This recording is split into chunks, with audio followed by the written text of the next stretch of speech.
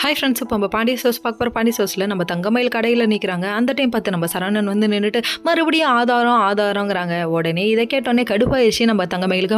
மாமா மாமா மாமான்ட்டு உளறிட்டு ஒரு பக்கம் வெளியே போயிடுச்சு. என்னடா அது, இவ எது கேட்டாலும் மறுப்புறாளே, இதில் ஏதோ ஒரு உண்மை இருக்குன்னு சொல்லி நோட்டம் விட்டவர் அவங்க அப்பாட்ட போய் கேட்குறாரு. ஆதார கார்டா, சர்ப்ரைஸ் கிஃப்டா, எங்கடா வச்சேன்னு தேடிக்கிட்டு இருந்தபோது கடைசியில் நம்ம தங்கமயில் வந்துட்டாங்க. வந்ததுக்கப்புறம் கொடுத்துருக்க மாட்டாருன்னு நினச்சா, மாப்பிள்ளை இந்தாங்க மாப்பிள்ளை அப்படின்னு சைலண்ட்டாக கொடுக்க, ஐயோ மாப்பு வச்சுட்டாயா ஆப்புங்கிற ரேஞ்சுக்கு இருக்குது, எனக்கு வேணா நீ மட்டும்தாயா அப்படிங்கிற மாதிரி ஆயிடுச்சு. அதுக்கப்புறம் வாங்கிட்டு இவர் தனியாக வந்தவர் பார்த்துட்டு ஷாக் ஆகிட்டாராமா.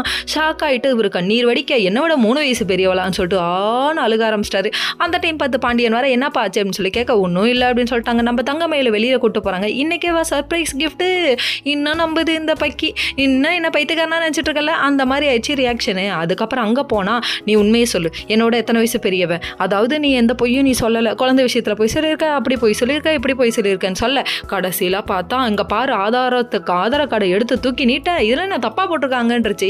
நல்லா வருவோமா நீ, மொத்தத்தில் நீ மட்டும்தான் கரெக்டாக, மீதி எல்லாம் தப்புங்கிற மாதிரி பொய் சொல்லிருச்சு இந்த பொண்ணு. அதுக்கப்புறம் இப்பயும் பொய் சொல்கிற, என்னை விட நீ 3 வயசு பெரிய பிள்ளைன்னு போட்டு வாங்க, உங்களை விட 3 வயசுலாம் பெரிய பிள்ளை இல்லைம்மா, நான் 2 வயசு 7 மாதம்னு வளரிடுச்சு, மாட்டிக்கிட்டாரு ஒருத்தர், காப்பாற்றுங்க கத்துருங்கிற மாதிரி தான் ஆயிடுச்சு. அதாவது ரியாக்ஷனை பார்க்கணுமே, சி இவ்வளோ புள்ளிகினி முட்டையாக இருக்க, உன்னை போய் கல்யாணம் பண்ணிக்கிட்டேன், இதுக்கப்புறம் கொண்டு போய் அப்படியே நான் உங்கள் வீட்டில் விட்டுறேன், நீ எனக்கு வேணவே வேணாம் என் வாழ்க்கையிலன்னு சொல்ல, மாமான்னு எத்தனை மாமா போட்டுக்கிட்டு கெஞ்சுறாங்க.